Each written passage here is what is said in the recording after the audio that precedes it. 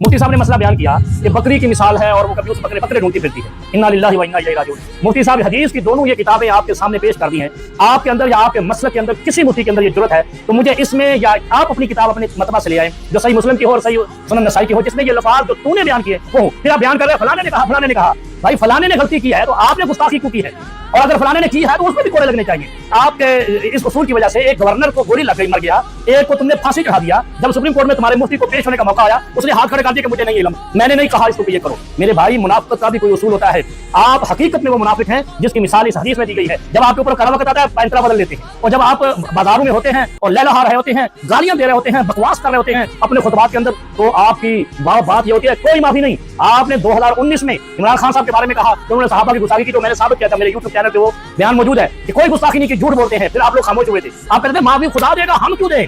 तो भाई अब अगर मौलवियों ने आपसे, मुफ्तियों ने कहा है कि भाई आपको माफी मांगनी है और आपको माफ कर दिया जाता है, ये उलमा की मुनाफिकत है। 295C, और अगर ये निजाम अब आप पर FIR नहीं करता है 295C के तहत, तो इस 295C को खत्म हो जाना चाहिए, क्योंकि ये 295C निहत्ते और गरीबों के लिए बनाया गया है। इस तरह के मुफ्ती पगड़ियां रंग बिरंगियां, कभी पीली, कभी लाल, कभी हरी, कभी काली, कभी चिट्टी, कभी कुछ करके लोगों को ब्लैकमेल करते हैं, लोगों पर फतवे लगाते हैं, लोगों की जानों से खेलते हैं, इतरतों से खेलते हैं, उनकी इज्जत से खेलते हैं। जब अपनी बारी आती है तो कहते हैं हम तो मुफ्तियों से मैंने मसला पेश किया, उन्होंने कहा ये गलती नहीं हुई। कोई मुफ्ती ला कर दे जिसने लिखा हो जो तुमने तकरीर के अंदर बयान किया, और अगर नहीं है तो या हदीस से दिखाएं, और अगर नहीं है तो 295C तुम्हारे ऊपर लगती है। और अगर ये 295C निजाम पाकिस्तान नहीं लगाता तो मैं इस कायम कानून को और इस आइन को मुनाफिक कहता हूं, और अगर आप पर यह आर्टिकल नहीं लगता तो फिर किसी पर नहीं लगता। और इंशाल्लाह मौका मिला, अगर आज मुफ्ती समर अब्बास कादरी रजा खानी बरेलवी पर FIR नहीं बनी तौहीन रिसालत में आपकी, तो अल्लाह की कसम उठाकर कहता हूं कभी मौका मिला तो इस 295C को मैं खत्म करवाऊंगा, एहतजाज करूंगा हुकूमत पाकिस्तान से कि गरीबों के लिए तुमने रखा है कत्ल गारत, और इस तरह के मुफ्तियों को माफी देते हैं। जब इसने की है गुस्ताखी, जब उसकी माफी मांग रहा है, तो इसी का ये उसूल है कि कोई माफी नहीं, जो तौहीन रिसालत करे, जो तौहीन इस्लाम करे, जो तौहीन कुरान करे, जो तौहीन सहाबा करे, बिल्कुल नहीं है, तो फिर मुफ्ती की भी नहीं है।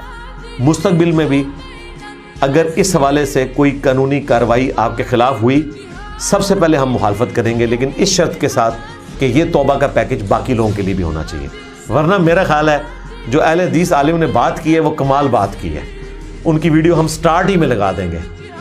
उन्होंने वो जुर्रत वाली बात की है जो शायद हम भी नहीं कर सके, क्योंकि मुझे ख़तरा है कि मेरी बातों को ये काट के दूसरी तरफ ले जाएंगे, तो मैं उन्हीं की बात इंशाअल्लाह ताला वीडियो में लगा दूंगा। बहरहाल इशारतन मैंने सारी चीज़ें अल्हम्दुलिल्लाह बयान कर दी हैं, और कोशिश की है कि मैं पॉजिटिवली इस बात को आगे बयान करूं।